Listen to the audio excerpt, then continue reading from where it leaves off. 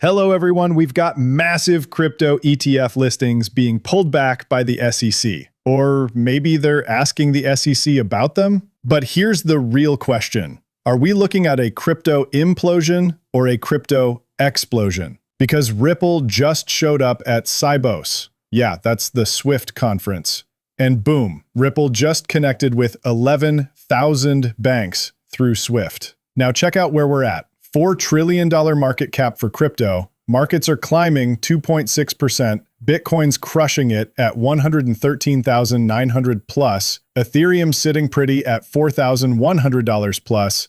And XRP, number 4 spot at $2.87. We're seeing gains of 1.8% on the 24-hour and 0.9% on the 7-day chart. And look at this price action. We're dancing between $2.83 and $2.91 right now. Word on the street is there could be a dip coming. And honestly, it might already be here. We just don't know yet, right? Are we about to slide into October with this vibe? Or are we going to watch that $265 mark get absolutely slammed? Heck, we could even see $2.30 or $2.45. Yeah, those deeper support zones might get touched too. The truth is, nobody's got a crystal ball here. But man, right now the market's got that full-on bull swagger going. And guess what? I'm about to show you exactly why. Let's get into it. Everyone's going crazy over this. I mean, I'm totally hooked too.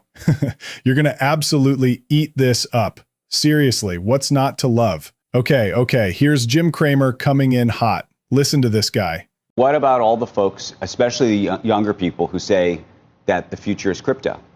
I say crypto's fine. How do you value that?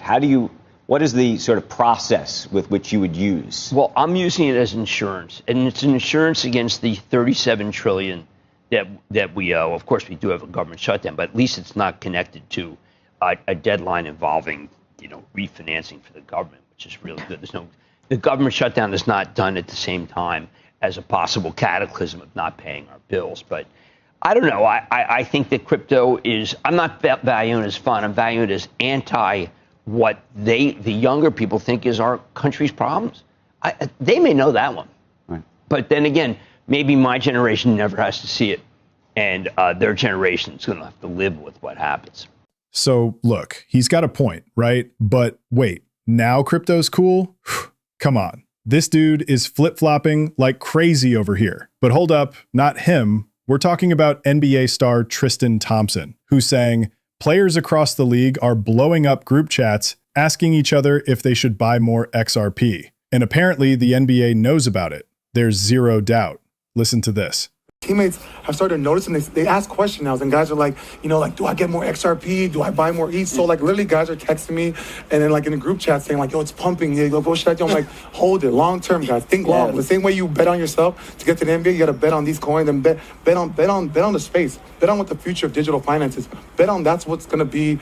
Our kids. That's the form of it. They're not going to be walking into these banks and these institutions. They're going to be literally having their wallets and being on a computer and literally managing their finance like this. Boom. There you go. Okay, I've literally lived this. I've had the crazy privilege of connecting with and meeting so many athletes. NFL guys, NBA stars, MLB legends. Seriously, the whole roster. And don't even get me started on the actor and celebrity universe. Dude, it's legit happening right now. And you know what? The brilliant minds like Tristan and his squad, they're cracking the code. They realize that, hey, your time on the court or field, it's got an expiration date, my friend. Let's be honest, barely anyone gets to have that super long, legendary career. And worst case, an injury could end everything in a heartbeat, right? But here's the deal. The smart players get it. While that money's flowing in, you invest it, park it where it needs to be, and watch it grow exponentially. That's the inspiring part, honestly. Now flip the script. We've got Paul Tudor Jones, legendary investor, dropping bombs about how America's in its weakest fiscal spot since World War II. Listen to this. I said I wanted to talk about Robinhood, but I also just looked on the screen behind you and I saw the price of Bitcoin. And I know every time we've spoken, you've had a take on Bitcoin. Do you have a new take? Still holding? I think now the barbarous relics, and I would lump gold and Bitcoin together. I think they probably take on a larger percentage of your portfolio than historically they would, because we're going to go through both a challenging political time here in the United States, and we're going to go through, we've obviously got a geopolitical situation. So I would say. But high interest rates were supposed to be the thing that was actually going to be unhelpful to Bitcoin. Well, and I think on a relative basis, look what's happened to gold. It actually has been. Clearly, it suppressed it. So you know that more likely than not, we're going to go into recession. There's some pretty clear-cut recession trades. The easiest are the yield curve gets really steep, term premium goes into the back ends of debt markets, right, into 30-year and 10-year and 7-year paper. The stock market typically right before a recession declines about 12%. That's probably going to happen at some point from some level. And you look at the big shorts in gold, more likely than not, in a recession, the market's typically really long assets like Bitcoin and gold. So there's probably a $40 billion worth of buying that has to come into gold at some point between now and if that recession actually occurs. So yeah, I like Bitcoin and I like gold right here. There you have it. Paul Tudor Jones, everybody. We're talking athletes. We're talking heavyweight long-term investors here. Now, listen, let's rewind just a few months back, less than a year ago even, and peek at what the crypto landscape looked like back then. We've definitely walked through fire, absolutely no question about it. And guess what? This moment right here, it belongs to us. Massive props to DAI for this clip and Scott Melker. Jay Clayton didn't want his personal legacy, and Trump didn't give a crap about crypto. It's a very, very different scenario. So Jay Clayton did a few things, such as the XRP case on his way out the door and a few other things, but there was no systematic policy to crucify crypto. Trust me, I'm the one of the three of us who actually ran a crypto company and talked with the regulators both before and after to say that it wasn't a significant escalation in the anti-crypto army in the war, after Trump won, to what we had under Biden was literally banks being told they couldn't bank. You couldn't even do a crypto startup in America. The SEC basically saying if you so much as think about a token or talk about it having one, if you're a U.S. company, we're going to lock you up or try to. We're going to bankrupt you. We're going to use our lawyers, even if we can't win. That was silly. To bankrupt you. Yeah, well, they did that for 4 years. And there you have it, guys. That actually happened. And check out where we're at now. Eric Balkunis in the house. Who's pumped for Cointober? Spot crypto ETF deadlines kick off this week. Litecoin and Solana leading the charge. It's going to be an insane month, right? But then, guess what dropped? The SEC just told ETF issuers to pull their 19B4s because apparently new generic standards made them pointless. So this is directly from Eleanor Tarrant, people. Yeah, every single deadline we've been obsessing over, gone. About to disappear completely. The SEC literally just hit up issuers, Canary Capital, Bitwise, all of them, and said, pull those listings immediately. But wait, here's why this matters. It looks like XRP and other spot ETFs are dropping simultaneously. Let's check out Eleanor Tarrant's take on this whole situation. So the SEC literally reached out to every issuer working on Litecoin, XRP, Solana, ADA, and Doge ETFs saying, scrap those 19B4 filings because guess what? Generic listing standards just got approved, making your paperwork totally unnecessary now. I'm hearing withdrawals could kick off as early as this week. No joke. What looks like a complete meltdown? Yeah, that's actually the fuse for a massive explosion waiting to happen. We've got this huge lineup of ETFs for XRP and other cryptos that are literally on the verge of getting approved. That's the buzz I'm hearing everywhere. Now, Sibos conference just started, and you'll never guess who's in the building. It's Ondo. The platform handling tokenized treasuries directly on XRP Ledger. And they're actually speaking at Swift Sibos. Like, can you believe that? And there's a whole crew of Ripple partners rolling through Sibos right now too. But honestly, what fires me up most is Ondo being there, doing their thing with US Treasuries on XRP Ledger, working with BlackRock. I'd be super excited to circle back to this because here's what I'm expecting. Since we're ditching that 240-day waiting period and those 19B4 filings, everything's getting pulled back. Now watch BlackRock like a hawk because they're going to jump right into that same queue. But guess what? There's no queue anymore, folks. So check this out. We've got Ondo showing up at Swift Sibos. And we already know Citi's going to be there too. What's Citi doing?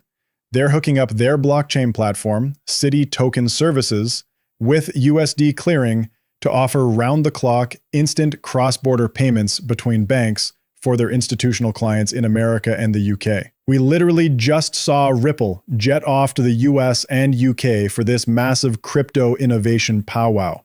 And hello, the UK? That's like one of the financial powerhouses of the world. My mind is absolutely blown right now. Okay, so we know there's something brewing between Citi and Ripple. And I'm about to drop the receipts right here. High Vibes is saying Citi processes a mind-blowing $3 trillion in settlements daily. And here's the tea. Citi's been running hardcore tests with Ripple behind the scenes. But listen to what she's actually laying down for us. They're craving cross-border liquidity, and they want it at warp speed. And wait for it, she's in conversations with Ryan Rugg from Citi, dropping terms like regulated liability networks, friends. Yep, you heard that right. Stay locked in on this, seriously. Ripple and Citi partnership. Totally makes sense. I mean, Medico's been working with Citi since way back in 2020, maybe 2022. Now, check this out. Scroll down to Rathacom's info from May 2024. Guess what? Citi actually teamed up with Ripple, the blockchain giant, to build their own private blockchain specifically for cross-border payments. Yeah, the exact same stuff Citi was just showing off. This platform lets banks send money directly to each other, cutting out all the middlemen and making everything happen instantly. So let me jump back to this post for a sec. Boom, right there. See, they're literally echoing everything I just broke down for you. And guess what it's all tied to? Yep, that juicy Ripple partnership. Now check out what I'm about to show you. Oh man, this is fire. Boons teamed up with Ripple on this multi-currency digital wallet situation. Inputs, payouts, all flowing through Swift, Visa, MasterCard, you name it. And big props to Chad Steingraber for straight up featuring XRP and real USD in there like a boss. Let's break it down and check it out. So here's the deal. When we expand how accessible our direct global network is through Swift, what we're basically doing is helping banks send payments that are way faster and super secure. And it works across your classic financial systems and all those new payment methods popping up everywhere. Thunes is in this perfect spot to handle all the crazy demand for quick, affordable, international payments, right? They're literally building the future of how we send money with this super advanced platform that connects everything. Your regular currencies, crypto, digital wallets, all of it. Their direct global network, it's designed for today's world where everyone needs things fast, efficient, and accessible anywhere on the planet. Yeah, and that quote right there, that's straight from Thunes' COO, Chloe herself. We're just getting started here, and trust me, you're going to be all over this. Thunes and Ripple are doubling down on their partnership to revolutionize cross-border payments. I mean, what more do you want to see? What more could we... Oh, and Thunes is tapping into Ripple payments to supercharge its SmartX treasury system. Listen, this is exactly the kind of news we're here for. For anyone still confused out there, money thrives on connections. Ripple partner Thunes just integrated its pay-to-bank service with Swift. Ripple's liquidity pumping through Thunes? It's basically knocking on the door of every single Swift-connected bank out there. We're talking 11,000 banks, fam. Meanwhile, who's stressing about Lena? And Consensus over there testing stuff with 30-something banks. Cute, right? But check it out. On Dose, they're in. Thunes? Oh yeah, present. MasterCard rolling up to Sibos? Yup. Visa's chilling there too. We're in that room. We're not watching from the sidelines anymore, squad. You're seeing it. I'm seeing it. And man, reading that confirmation just hits different. Look, nobody here's your financial advisor. Definitely not me. Moon mission's locked in, guaranteed. The launch date? Still a mystery. Catch you beautiful people next time.